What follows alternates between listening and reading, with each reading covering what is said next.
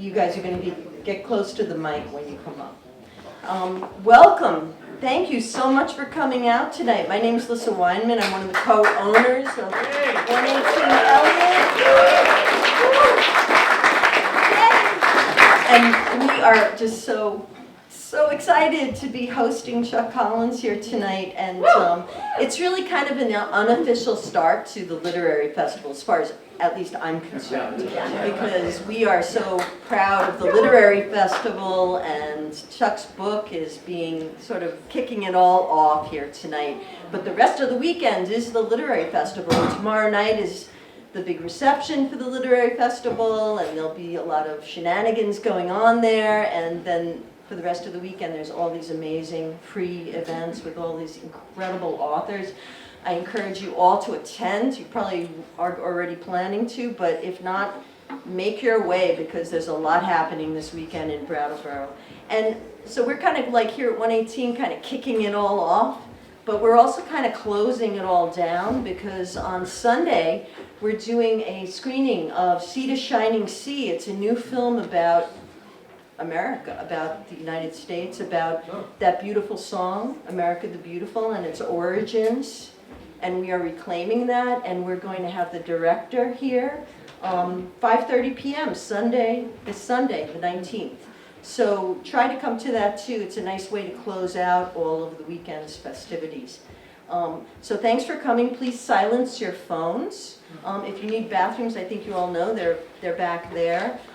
We're donating the space tonight, as we do so often for events like this that we care for and wish to support. But if you care for 118 Elliott and you wish to support us, there's a donation box right next to the door. Stick in a few dollars if you like what we do here, and we really, really appreciate it.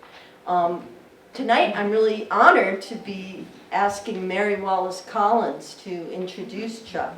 Most of you know that Mary is Chuck's wife and life partner and muse. And the two of them have really created this incredible scene at the Springs Farm in Guilford, the old Springs Farm, which, like 118 Elliott, was the site of an old water cure here in this area. So there's a lot of stuff that flows through there, and we were so grateful to Chuck and Mary for all they are bringing to the community, all they are doing, not just for Brattleboro and the Brattleboro area, but just for the nation and for us all. So it is with a lot of pleasure that I introduce Mary Wallace Collins to introduce Chuck.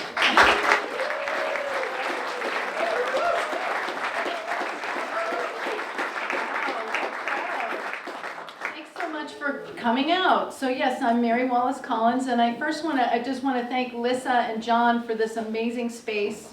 It really is a cultural mecca between art, music, and architecture, and there's so many things that you can come here. You can even take tango, I think, dance lessons. So there's a lot happening here at 118, and it's a place I love to come to. So thank you for coming.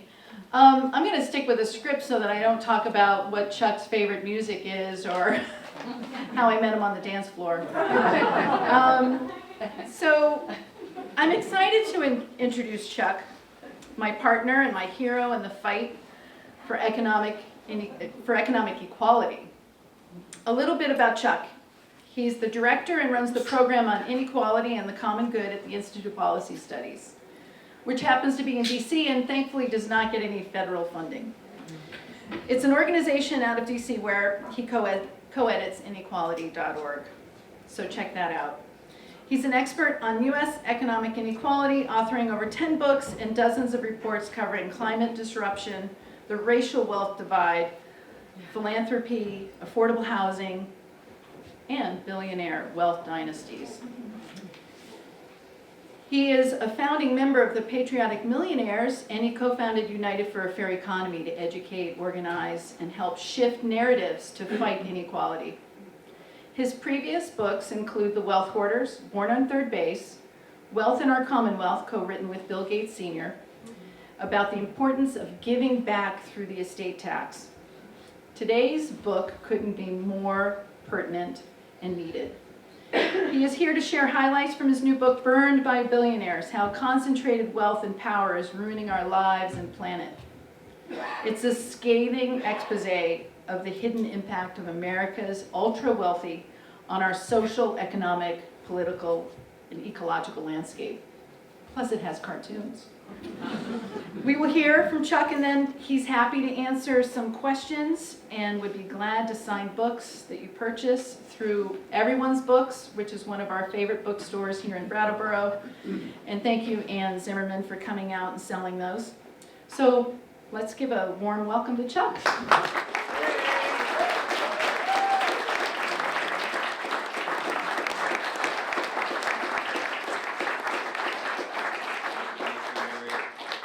Kind of a first, you know, to have Mary. So she really stuck to the script. I mean, you know, if you know her, she could have gone to some pretty exciting places. So I'm thankful for her as my spark and muse, and to Lissa and John for the clubhouse here.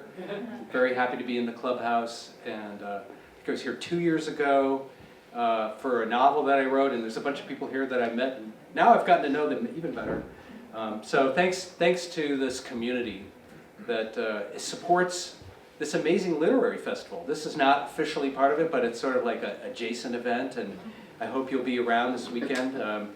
Emily Kornheiser and I always have our birthday around this literary festival, and we're like, it's so nice that they do this for our birthday. You know, it's like the best thing. So if you haven't, if you're not from the immediate area, you should check it out. And I saw Star Electronica had the program, so check it out. But yeah, lots of gratitudes. I'm curious, like, how many people are from Guilford? Okay, see? Look at that. It's like 10% of the population. So I say that because, you know, there's a lot of people in this room who really have been personal and community help to me in living here and life here. And we have this like weekly coffee clatch in the acknowledgments. I'm like the Guilford coffee clatch. Like every Friday morning we get together. So, and I also want to acknowledge my father, who passed just 2 weeks ago at 93. He lived a great long life. He had with the hospital, but you know, it's a huge loss to me. And he was my favorite arch conservative in the world, and I have a few. He was his. In fact, we have this photo when I was maybe 25, 30, of him holding up National Review, William F. Buckley's weekly, his favorite publication, and me holding up The Nation or Radical America or something like that. And our little caption was, "Extremism runs in the Collins family." But he was a really thoughtful, open-minded, historically grounded, conservative, socially liberal, you know, very open-hearted, and taught me a lot about what it means to be a small business owner and what that's like and how to face that, and helped me think about the conservatives that are in my life and and he also made me a better researcher, because I couldn't really get away with just spouting off, you know. It's like having a really good intellectual sparring partner. So I'm thankful, and I want to bring him into the room, and you know, we're coming up on All Souls, All Saints days and Day of the Dead, so special place on our altar, and I hope you'll think of him around that time.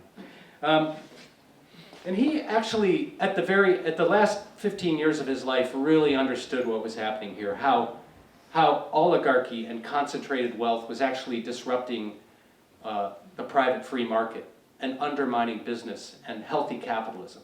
So even from his perspective, I've kind of learned how to talk about that and speak to people. Well, let me, as Mary says, I'm going to speak for about half an hour, and then just open up for and then hopefully you'll stay. You probably saw, if you didn't, Mary made an amazing cake that looks like the covers of the book.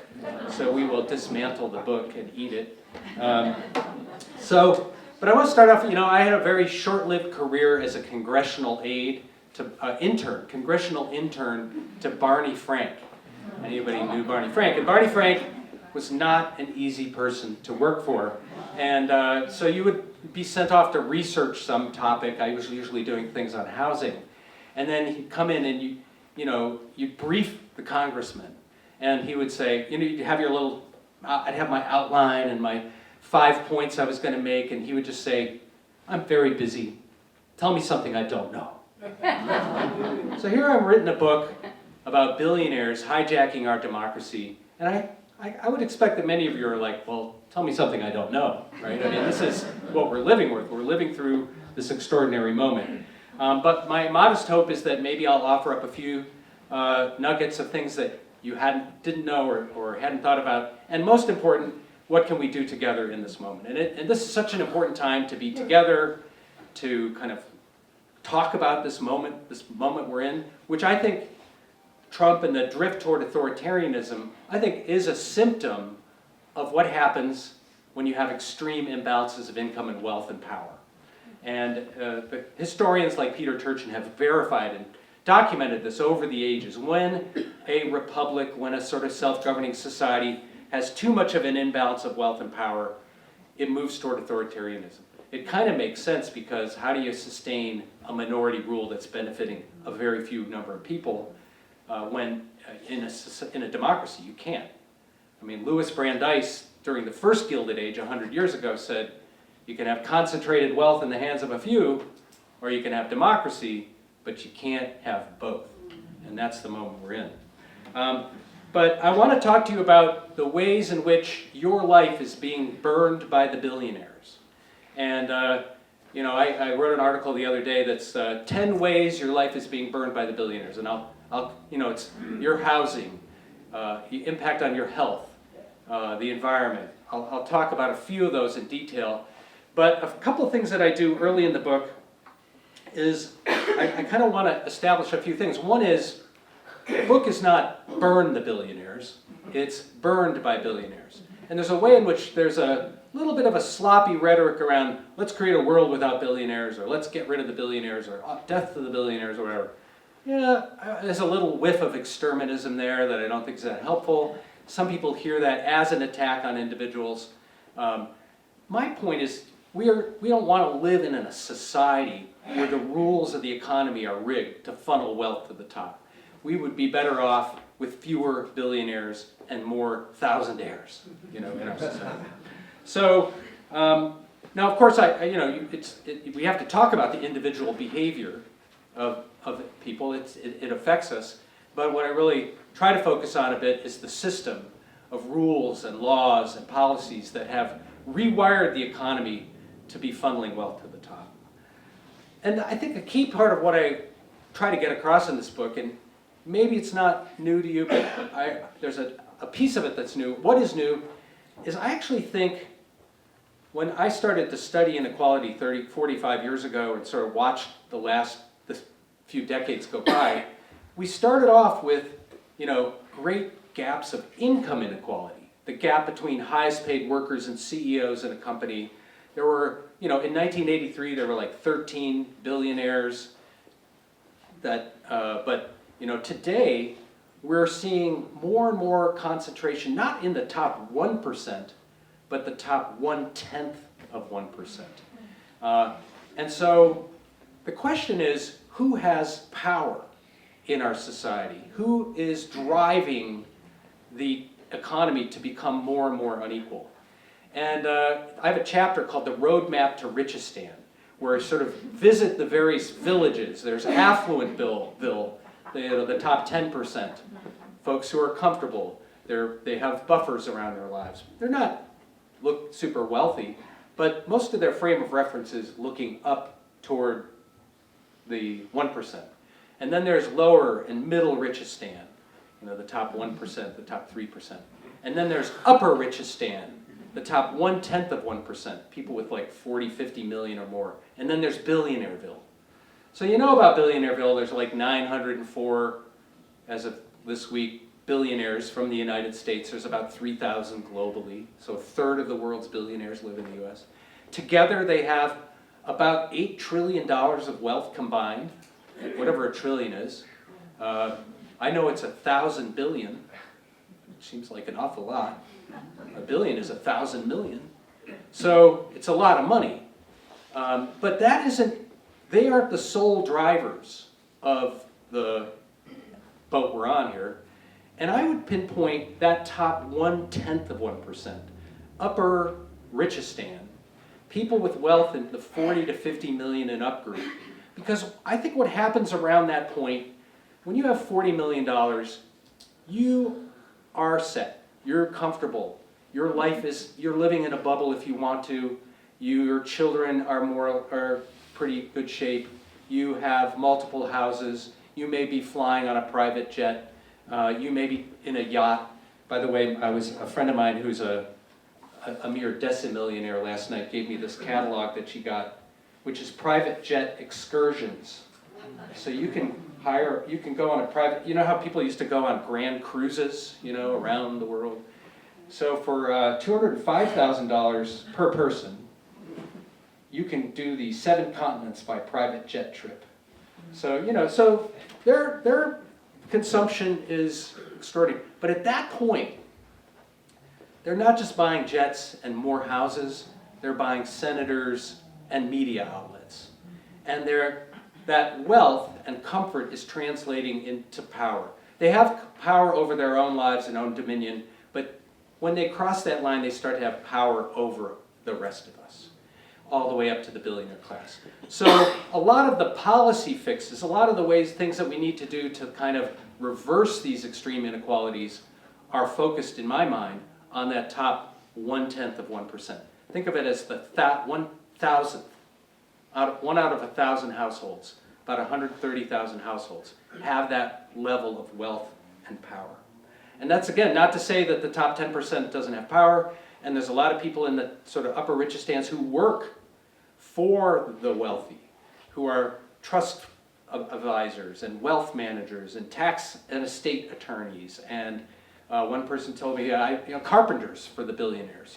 Like there's a lot of people who maybe not super wealthy, but are employed and connected to that sector of the economy.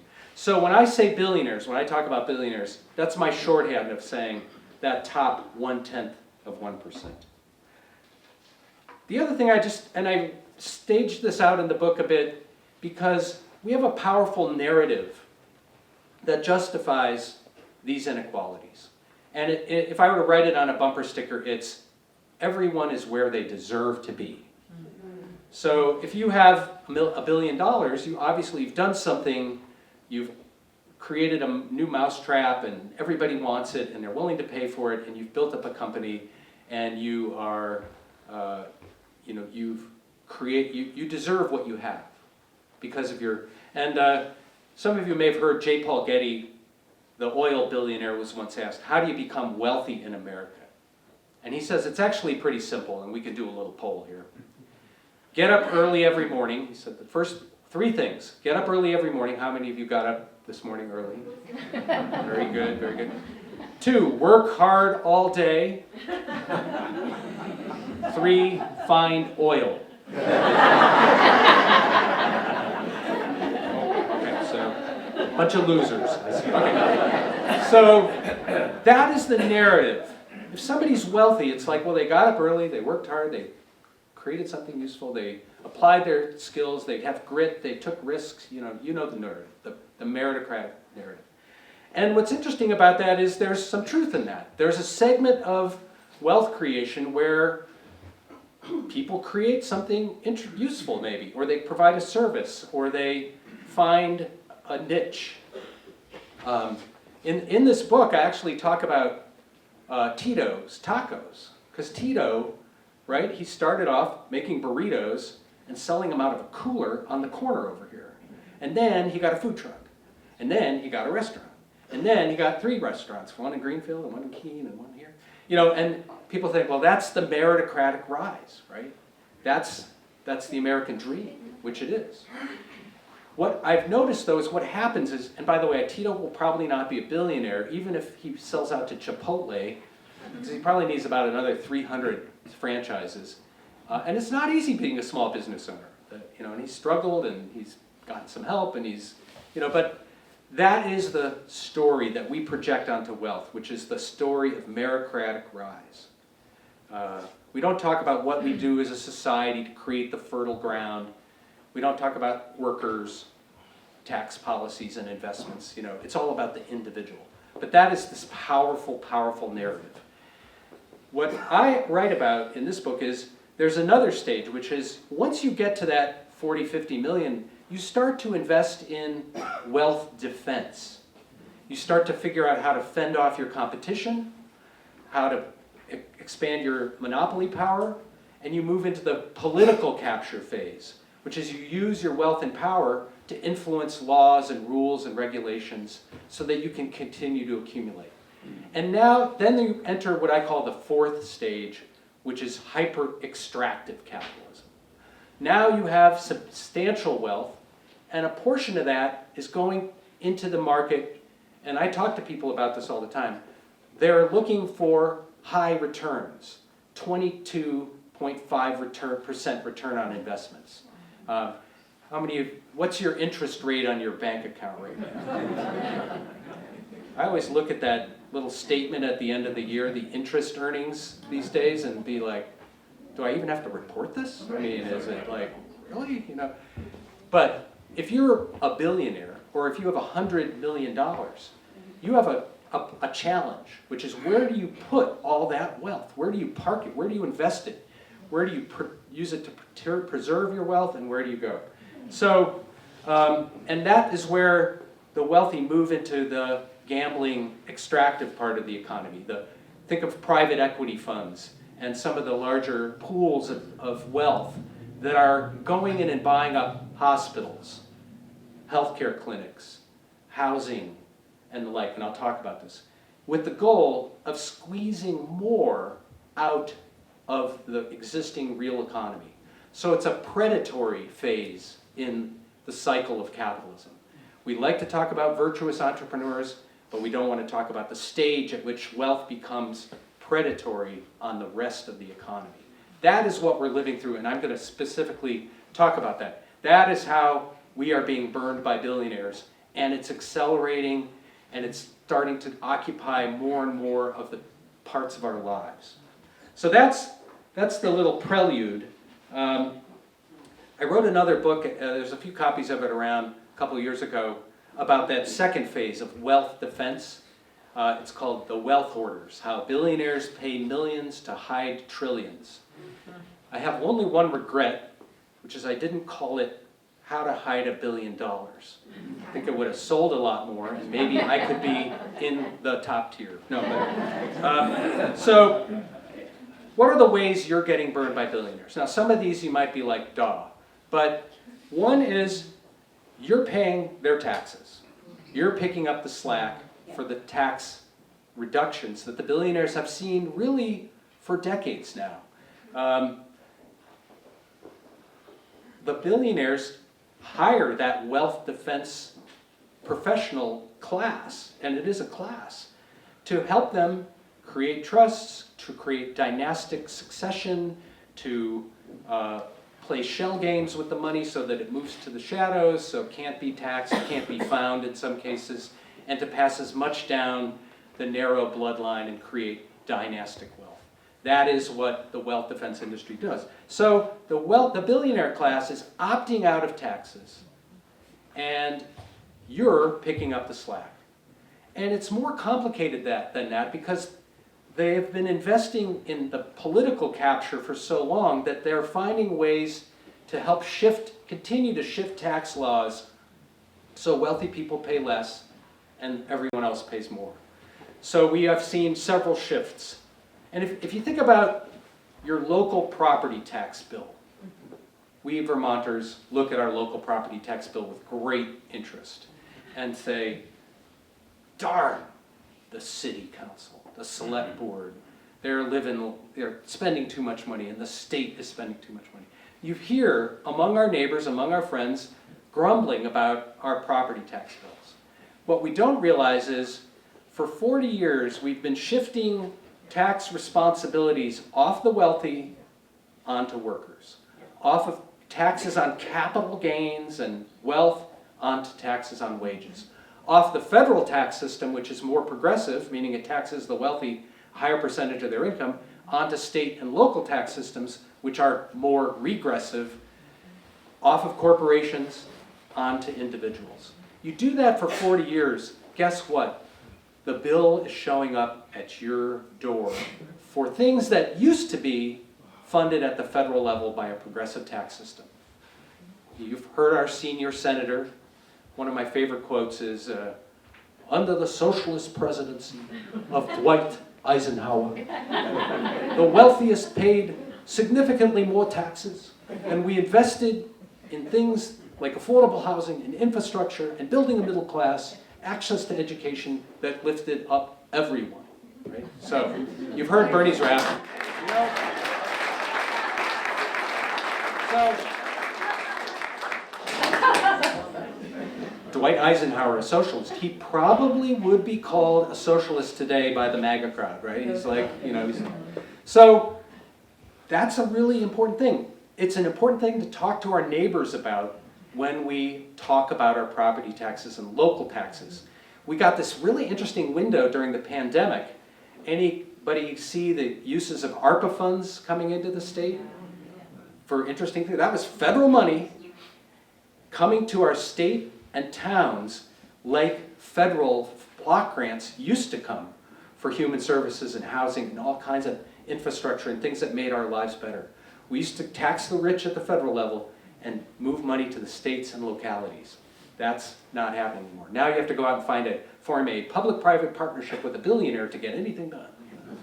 All right, so that's number one. You're paying their taxes, or you're living with the budget cuts that are coming because they're not paying their taxes. Second, they're robbing you of your voice and your vote. And that's not to say your vote doesn't matter, but most of the time your vote is irrelevant unless it's aligned with one faction or another of the billionaire class. They love government shutdowns and gridlock because a big part of how the wealthy exercise power is to block things that are popular. And just for sake of memory, because we're so in the moment now, less than 4 years ago, Congress almost passed Build Back Better, a $3.5 trillion investment bill that would have created a modern child care system, lifted millions of people out of poverty, given people access to health care, built green climate infrastructure, created a cadre of climate volunteers like the Peace Corps. Young people would be out working and addressing. We came within 2 votes in the US Senate. It passed the House, $3.5 trillion, all that revenue coming from taxes on multimillionaires and billionaires. It wasn't going to be anybody else paying those taxes. That was the grail that people had been working for decades. And what the billionaires and the wealth classes figured out is we just need to stop this thing in the Senate. We just need to buy off 2 people, Joe Manchin of West Virginia and Kristen Sinema from Arizona. They can retire in abundance and wealth. They'll set them up for life. All we got to do is get them to vote against this, and that's how it stopped. We came within that close of a piece of social legislation that would have transformed our lives and communities. That's still in our muscle memory. It feels like it's very recessed, but that is there, and that experience is there, and that we know what we need to do on that front. 3, the billionaires are supercharging the housing crisis.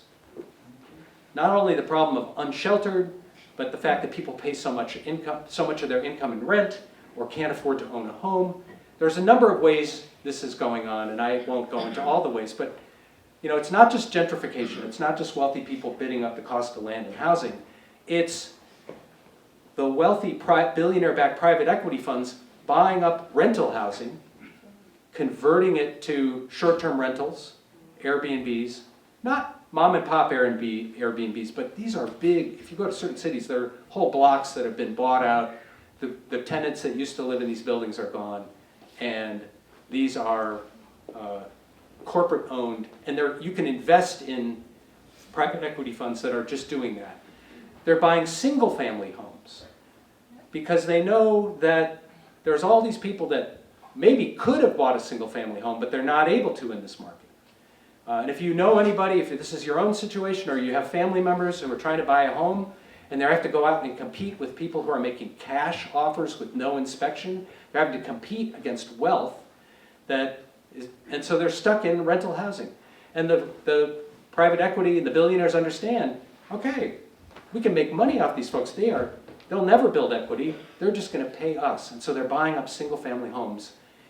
There's a Minneapolis neighborhood that I've just walked around, blocks and blocks of single-family homes. They're all, half of them are owned by investor groups. Jeff Bezos is taking some of that Amazon wealth and investing it in these single-family home investments. Mobile home parks. Private equity. Now, I got my start organizing mobile home tenants to buy their parks. Bernardston, Massachusetts. Resident owned. They own their park. No private equity person coming in. New Hampshire, 155 resident-owned mobile home parks. Protected and buffered, thanks to the organizing work and all around the region. One of the investors who's buying up mobile home parks, and these are like, we're talking like huge billionaire-backed investment funds. One of them is quoted saying, owning a mobile home park is like owning a Waffle House where your customers are chained to the booths. They have nowhere to go. And that's true. Mobile homes are not that mobile. So and then that doesn't even include like all the luxury housing that's being built. In a lot of cities, you see these towers rising. In Boston, One Dalton Place. These are not residences. They're safe deposit boxes in the sky. They're places to park wealth, but they consume huge amounts of land and labor and capital and finance and worker efforts, building housing that nobody's going to live in, which is just a way to diversify your investment holdings. I'm going to own a luxury condo in New York, and I'm going to have one in Vancouver, and one in Toronto, and I'm diversifying my wealth holdings across the real estate markets. And that doesn't even include all the billionaires from around the world who are coming to the US, parking their money here because we've become such a great tax haven. And people can, buy land in rural areas. Why is Bill Gates the biggest owner of farmland in the United States? It's not because he wants to grow vegetables, it's because he needs a place to park his wealth that isn't all in one place. So that's inflaming and making our housing market even worse. A fourth way we're being burned by billionaires is it's taking the existing divisions and divides in our society and supercharging them. We have a 400-year-old legacy of racism in this country and a racial wealth divide that reflects that. The gap between white wealth and black wealth is, 12, 14 times. And in the years after World War II, that started to narrow. The racial wealth gap started to narrow, but now it's pulling apart again. And all the divisions, the cleavages and divisions and fractures in the society are only getting worsened by an economy that's being organized to fund wealth to dynasties, inherited wealth dynasties, at the expense of everyone else. So I could go on about that, but the reason why think about it, the focus on immigration right now is because the billionaire class understands we don't want people talking about billionaires. We want you to be deflecting your attention over here onto people who have very little power and who are vulnerable and targeting and scapegoating them. The scapegoating is absolutely necessary to maintaining this current division, dividing us against each other, dividing us against old and new, people of color and whites. That is part of how, and it's part of what we're living with. One more and I'll turn to the solution part, but they're trashing our environment. Now I believe we all have a responsibility to address our consumption, how it affects the environment. We should all think about our carbon footprint and our own image and impact in that way. But let's be clear, the billionaire class are the super emitters. These are the folks who have multiple houses, they fly private jets, which burn 20 to 30 times more carbon emissions than a regular passenger. They tootle around in yachts. Their emissions are tens of thousands more than ordinary people. Now, and there's one of the harms of that is that if you're trying to build solidarity to together face a disrupted future that's going to require all of us to make changes and behavioral changes, we don't have solidarity if I'm thinking, should I not fly and should I invest in getting a different vehicle, or should we retrofit our house? And some billionaires taking their jet across town to have lunch with somebody else. Like, why are we asking the people who have having the biggest impact to not change their habits and standards of living? We're being played as chumps, and that's how people feel. You know, so if we're going to get our act together to face the climate crisis, we can't have a group of the biggest impact people opting out. And then there's another segment of the billionaire class, I call them the fossil fuel billionaires. These are the owners and investors in oil, gas, and coal who are using their wealth, power, and position to effectively block the path to climate transition and run out the clock. They're personally, individually using their wealth and power in that way. I'm so mad about that I started a project on a website called climatecriminals.org. We're preparing the dossiers for the future tribunals so they know who's responsible for getting us into this mess. Check it out, climatecriminals.org. But those folks are exercising their power in a way that is deeply, deeply harmful. So we can't talk about the climate crisis without talking about concentrated wealth and power and the disruption that's causing. They're making you sick. They're buying up the healthcare sector, the hospital sector. Fortunately, we have a fragile but important local hospital. But if you look at nationally, in the neighborhood in Boston where I used to live, we had Kearney Hospital, owned by the Roman Catholic Archdiocese. Most hospitals were started by religious organizations and civic groups with the idea of promoting the public welfare and health. But now we're seeing a third of all emergency rooms have been bought by billionaire-backed private equity companies. Lots of specialties.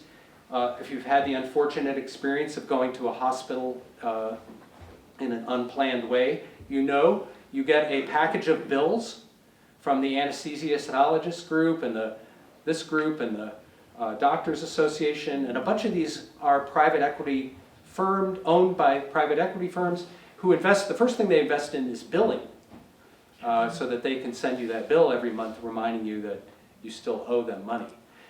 Healthcare is a sixth of our economy, and it is, the billionaire class understands this is an arena for hyper-extraction. There's a lot of money there, and we can move into that space. So that, and you know, I watched my Kearney Hospital, the Archdiocese of Boston, sell it to a private equity group, Severus Capital, who then created Steward Healthcare, and they bought 10 more hospitals, and they slice and dice them, and they take the real estate, and they take the profitable assets, and they sell them over here, and they take all these fees, and now we're running out of money, we're going bankrupt, but all along the way they've been skimming, and you know, this is our healthcare system. And then there's this other fact, which is healthy societies, the more unequal we become, the worse health outcomes are for everybody, because we have a breakdown in the solidarity we need to maintain public health. And we saw that during the pandemic. Matt Taibbi, maybe I think wrote one of the better sentences about this process. He was writing about Goldman Sachs. He said, Goldman Sachs is a great vampire squid wrapped around the face of humanity, relentlessly jamming its blood funnel into anything that smells like money. That is extractive capitalism, well described. And apologies to the vampire squid, it's just trying to live out there in the ocean. One other one, very close to home. The billionaires are coming for your pets. If you love, as in our family, our animals are very important. Cats, dogs, chickens, all the animals around us, they're like members of our family. And we sometimes will make heart-based decisions, not financial decisions, about what we do to help them. And the billionaires know that. The wealth extractors know that. They know you're willing to go into debt to care for an animal. And so they're moving into that space. Veterinary clinics, emergency pet services, pet food, pet walking.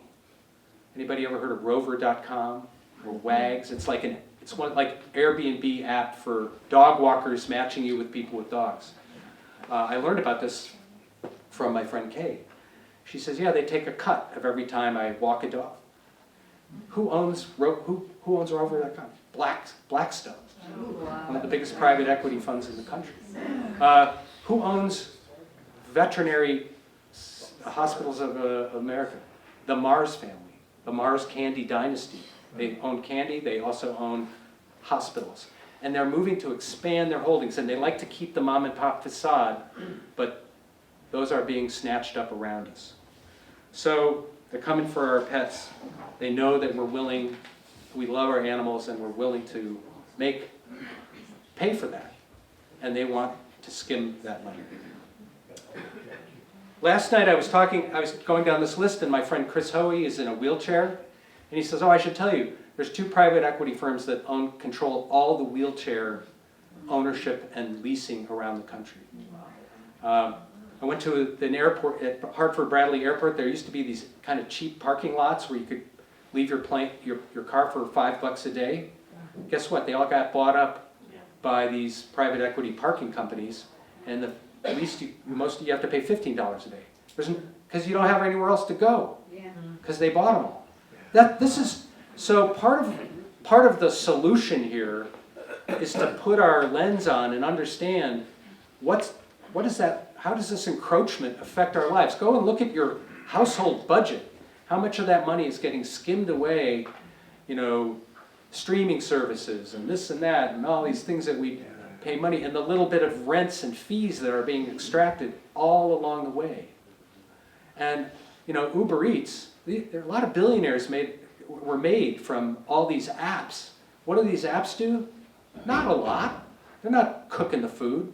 They're not growing the food. They're not delivering it. They're not driving through traffic. They're just skimming off of the productive economy. They're extracting rents, what the economists call. They're extracting. So much more of our economy is being taken over by that. So to me, the way forward, one is just to talk to our neighbors. Talk to them about how they're getting burned by the billionaires. It's not the immigrants in our community. Let's be clear here. Let's kind of help and it's not the town select board who's trying to struggle or the town, meeting that's trying to struggle to pay the bills. Let's look at this picture that's emerged over the last few years. Let's map our community encroachment.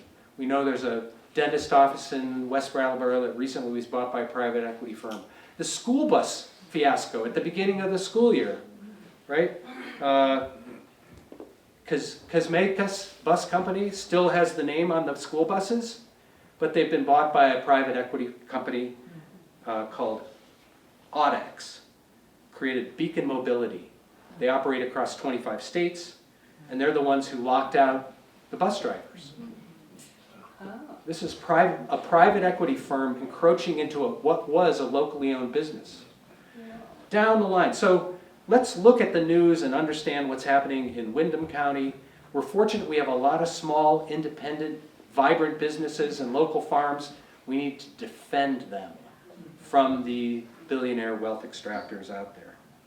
So a couple of things, just my kind of program, if you will, and then I'd love to open up and hear your thoughts and questions. Talk to our neighbors about the billionaire boom. We have to talk about taxes and restoring progressivity. The narrative around taxes has been dominated by the cut taxes, shift taxes. We've lived through the shift, shrink, and now the shaft when it comes to taxes. And we need to sort of understand the architecture of that and go back to the great socialist days of Dwight Eisenhower, when we used to tax wealth at the federal level, tax inheritances, and invest in things that make everyone else's lives better. We know how to do this. It's actually a formula that some of us in living memory can have some recollection of. I'm a big supporter of what I call game-changing campaigns. Let's find ways to think of things that all of us really think are necessary. More affordable housing. What about a luxury transfer tax? I worked on this in Boston. We got a luxury transfer tax passed. Property sells over $2 million, $3 million. Portion of that is tax that goes to a fund for permanently affordable housing. Here we have the Vermont Conservation and Housing Board in Vermont. We had 35 years ago the foresight to create that. that's created the pool that funds the Wyndham Windsor Housing Trust and all these groups around the state and land conservation. But we could do more around the disruptive effect of luxury housing on our housing markets. Tax private jet fuel. Private jets don't pay their fair share of their airspace. And fund green infrastructure and transportation, ground transportation. That's going to help everybody. Fund inheritances at a very high level. Fund that, right now the inheritance tax, the estate tax, if you have less than $28 million, you're not going to be subject to that if you're a couple. Tax inherited wealth, and fund education and job training. Become like some of the Nordic countries where we do that. So a game-changing campaign to me is like find things that people want and are willing to fight for, and and then pay for it with a tax on the harm. Tax the harm and fund the public goods. I think of it as kind of like the poison ivy, and some of you who are like plant people know, the jewelweed. It grows right next to each other. The ailment is next to the harm. And this is the case so much with what we're dealing with. The biggest, to me, concentrated wealth in the climate crisis, tax wealth and fund the climate transition. That's the next book. Fund, and globally there is a movement. You wouldn't know it here in the United States, but globally there's a movement to tax wealth and fund the climate transition. Finally, join the satirical resistance. We need to recover in this moment our sense of humor. Think about the dancing green frogs in Portland, Oregon, who are greeting the ICE office. Tactically brilliant, bringing our humor. Now we know that the Trump administration is trying to provoke violence so that they can put in the Insurrection Act in place and shut down civil liberties. They're trying to provoke it. So that's why it's so brilliant to have this humorous, playful response. And some of you may remember the Billionaires for Bush 15 years ago. Well, we've relaunched Trillionaires for Trump. Now, I hope you'll go on Saturday to the No Kings March right here in Brattleboro or wherever you are. Think about 3 friends who don't go to marches and invite them to come with you, because this is going to be the day to remember. This is going to be the one where you're going to want to tell your children and grandchildren, I was at that second No Kings March, October 18th, 2025, when millions of people went into the streets to say, this is not okay. And maybe in a bunch of those marches, there will be trillionaires for Trumps standing out there saying, we love King Donald. We think we should have a king. Bringing a sort of sense of humor and irony, taking the message and taking it a little bit over the top. And that's the spirit of it. Now they've launched a healthcare campaign. Think about healthcare. It's called Go Fund Yourself. You can look it up. So find our humor. It's important for our morale. Satire is a form of power. And in this moment, we need all the humor and satire and power that we can muster. And finally, if you're interested in this, check out the website I co-edit, inequality.org. Sign up. We have a weekly newsletter. See the faces on the front line and the work that's going on to address these extreme inequalities. And I thank you so much for your attention and patience. And I'm open now to your thoughts and questions.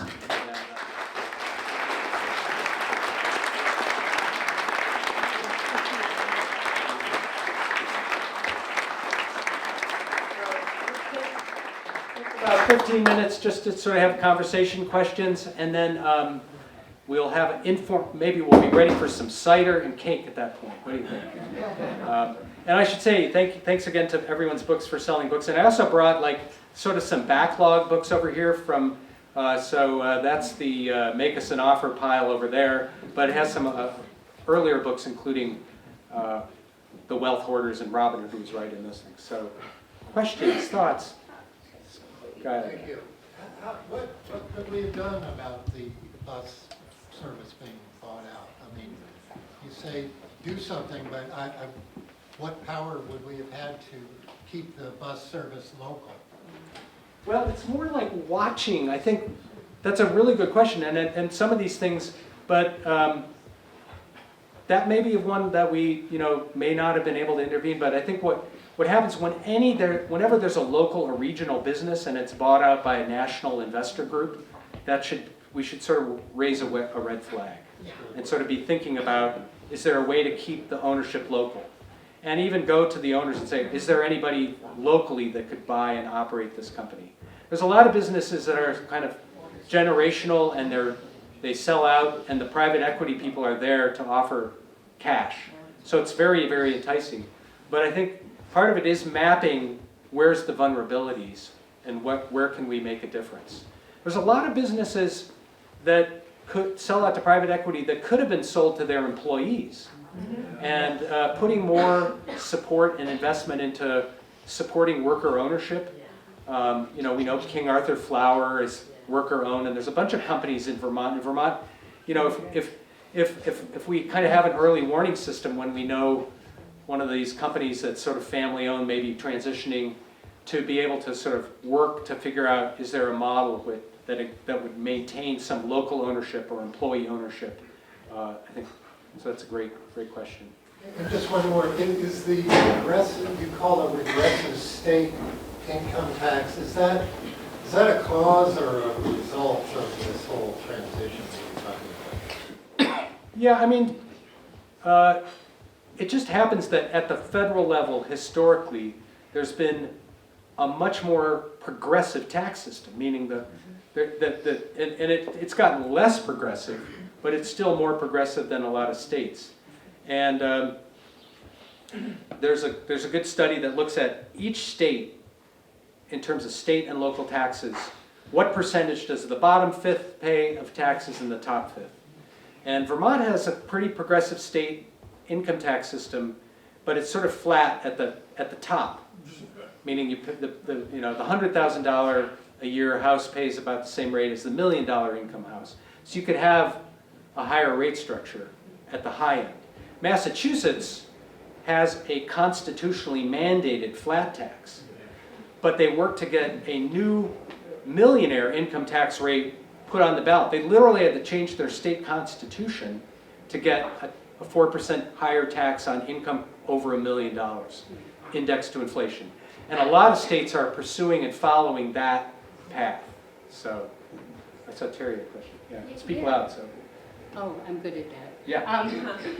I'd love your comment on, I like having conversations with people, and I know a good thing I bring up that always gets things going is the impact Citizens United has had on the ability of wealthy people to buy off politicians. It was far more difficult before they instated that, and I would love your comment. And I think also, I just want to share, I think it's a good way to broach conversations with diverse people. Yeah. Because it's common ground. So Terry's talking about the Citizens United Supreme Court decision that sort of opened the floodgates to more corporate and a little bit of labor money into the political system.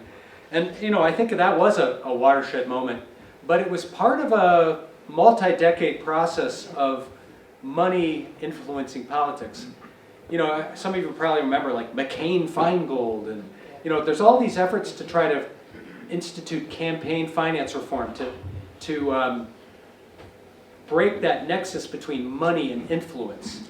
And I think it's folly. I think it's almost impossible to do because money wants to influence. The only way to save our democracy is to tax away concentrated wealth and power. The Louis Brandeis program, if you will. A robust inheritance tax, a wealth tax, which we don't have, and a very progressive income tax. We do that for one generation, and all of a sudden there's a restoration of balance to a society. And money and influence is like water running down a hill. And you can put up a barrier, you can put up a campaign finance law, but the money's going to want to go around it. And so in the end, the core issue is extreme inequality. And so it's not even about taxing the wealthy to raise revenue. That's a secondary benefit. Taxing the wealthy is necessary to save a self-governing republic. Yeah. On your house how-to list. Have you ever beaten a veto here? We got a lot of those. Beaten the veto, Yeah, what do you do when there's a veto? It destroys everything. a federal or a state, I mean, not this. Scott. Okay, yeah, the government. Yeah, I mean, can ask some of our state representatives in the room what they've thought on that. But yeah, They can't do it. it's, I mean, we're seeing a lot of money coming into Vermont right now. A lot of out-of-state money, a lot of real estate money, trying to influence our elections. It's, you know, so we can do some things at the local and state level. I think I'll call upon one of our state representatives here, Molly Burke. So, there's a situation in the last election. Right before that, the property taxes went way up. Probably you noticed that. There was just lots of things happened. The teachers' health insurance went up, et cetera. I won't go into how we pay for property taxes, but it was not the fault of the legislature, but the governor went around campaigning, saying that your legislature raised your taxes. And prior to that, we had had a veto-proof majority of Democrats and progressives, and we overrode 5 or 6 of the governor's vetoes. So that was in 2022? Yeah. So in the years are getting beyond me. But anyway, so now this particular legislative session, which is 25-26, we do not have a veto-proof majority because a lot of Republicans were elected, including the guy who was just in the news about, making these horrible comments online. So we're in a difficult situation. The Koch brothers funded Americans for Prosperity is trying to make inroads in Vermont, especially on climate legislation, and they're trying to send a lot of stuff around saying the Democrats are trying to raise your taxes by, doing all this climate legislation, et cetera, et cetera. So just this week, we had a fundraiser that we raised quite a bit of money. Democrats are trying to raise a lot of money to support Democratic in the next election. 2026 is going to be a very important election. Yeah. And one more thing I want to add around worker-owned is Kinney Drugs has just moved to Brattleboro, taken over the Rite Aid, and they are a worker-owned company. And one of the employees, I went there for a shot and said they're great, they treat their workers really well, and he said, and things are safer because they have more employees there. So just want to give a shout out. Switch your prescriptions. Yeah. Great example of sort of mapping the local business environment, knowing which ones are rooted and worker-owned or wealth that doesn't leave the community 1 minute after you make your credit card swipe or whatever. So, Nelia. Just briefly, P.S. on that one. Dr. Christopher Dzinski won the Brattleboro Reformer Readership Award for Best Medical Care in the Greater Brattleboro region. He even did house calls, last I knew. And I come down from Claremont to see him once in a blue moon because I'm healthy, thanks to functional medicine. He's a functional doctor. What's his name? Dr. Christopher Dzinski. It's a long waiting period to see him because he's very busy. I don't really know for sure he's taking on new clients. All right, let's hear it from you. Amber. I had a question. Speak loud, so I'll try to be loud. Thank you. I had a question about,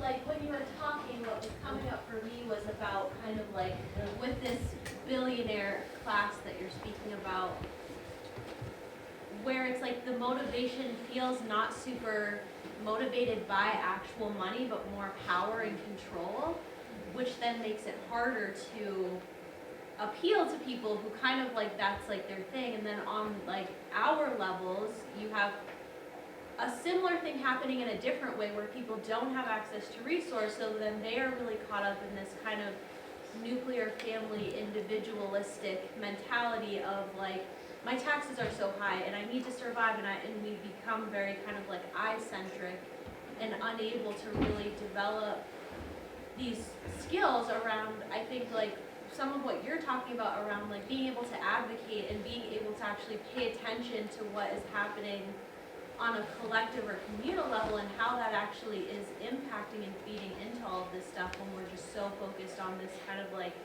individualistic survival. And so I'm curious, like, your thoughts around like how do you imagine like, is there a way to work with the trauma, like generational trauma of like billionaire power struggle control to get people to a place where they can actually see life in a different way or have a desire to be part of community? Or is that kind of like an impossible fantasy land? And I think also on the lower end of people who aren't billionaires, like in order to actually organize collectively, there has to be a move from that like individualistic way of living. And it feels like the more that we have Trump errors and all of these things, the more it creates polarization, which like increases individualism, which then increases people's inability to actually connect dots and see what's happening on like more of a collective scale. And so how do you like navigate? So, I don't know if you heard that, but I'll try to, I'm going to make a couple, I think, you know, part of it is I call it, we're living through the oligarchy doom loop. And so you see the, you know, wealth concentrates, the disinvestment, and then government isn't able to help people, or there's sort of a breakdown in terms of services and solidarity. And then people, there's a rational response, which is, I'm going to figure it out myself. I'm going to find my individual security path. And so you have everybody sitting around saying, how am I going to do childcare? How am I going to find housing? How am I going to care for my elderly parents? How am I going to do health care for myself? And we're all going to do this individualistic patchwork. And that's a great example of like the social solidarity and systems are broken down, and that feeds into that sort of you're on your own. You know, so then I think the way out of that is anything we can do to rebuild social community infrastructure and trust at the most basic neighborly level really does matter. Having a weekly coffee clatch where you get to know your neighbors, and one of them can say, oh, can you give me a ride to the hospital to Dartmouth Hitchcock? I can't drive home from this appointment, or I'm going to need some help, you know, getting my wood in. All those things really matter because we're starting to remind ourselves that we are together here. We live in community, and then taxes is one of the ways we take care of each other in public services. We start to think about big solutions to these individualized problems. You know, I don't think that people sat around in earlier decades worrying so much about some of these individualized problems. So that, so I think solidarity, mutual aid, working those muscles helps us prefigure and imagine building that civic trust, and then reversing that at the big level. We had a pandemic. We actually, we did some things right, including massive aid to states and localities to address the economic effects and dislocation. Other societies did an even better job, but it was an example of like, if we didn't have these extreme inequalities and the breakdown in trust and the pandemic became a culture war, remember the parts of that where we pulled together. And that was a reminder of what's possible. So I think, thinking about shared solutions to some of those individualized problems is kind of the reversal of the oligarchy doom loop. Maybe time for one more question, comment, and then, I don't know about you, but I'm thirsty and kind of hot. So anyway, Prudence. Yes, in California, if an ordinary citizen had an idea, but it had to go to a vote before the Senate and the House in the state, there was the referendum model where it used to be 200,000 signatures, and anything could get on the ballot if you had the right support, like the dreaded Proposition 13 had the right support for the wrong people and got on the ballot and passed. But here, I just don't know how you can take an idea like a nominal tax on second or third houses in Vermont, which could fund childcare, which could fund transportation, which could fund internet in the rural areas. How does an ordinary citizen take an idea like that and get it to the State House and then get it passed? I don't know how that works here, or if it's even possible. I can tell you, you start a petition and you only need a certain percentage of the population in order to put it to the vote to the town, which is what I am doing tomorrow. try to get removed from, all you need to do is sign. You have to have 450 people, and we can put it to the town vote. And I want to have all the towns in the United States do this. And that has been done, you know, around a bunch of other issues over the years. Well, I would sort of propose you talk to Molly over here about that, because we actually do have a citizen legislature. We have legislators you can talk to who take great ideas that bubble up from the citizenry and put them into legislative form. And I think there's examples that we can see of that. So, and we have town meeting in many of our communities. But you know, I think that sense of agency is part of what we need to recover as well. That there are good ideas. I mean, there was this guy, Dr. Townsend, you know, in 1930, who thought maybe people should have a pension when they retire. You know, and he started this movement of Townsend clubs. And everybody, you know, there were 30,000 Townsend clubs around the country pressing. It was a movement. In every community, in every congressional district, there was a Townsend club. And that became Social Security. So that, you know, so some of these bottom-up movements are, you know, we live with the legacy, the positive legacy of some of those things. So anyway, I thank you for your attention. I'm actually thrilled to that so many of you came out, and I hope you'll linger, meet some of your neighbors. Please think about buying a book. We also have given some to all the local libraries. So if you, but you know, I'm out here trying to, and think about if there's somebody who wasn't here who you'd like to give the book to. I'm happy to, you know, give it to your Uncle Joe, who, you know, whatever. So, please have a piece of cake and some cider, and thank you for coming out on this night, and enjoy the literary festival.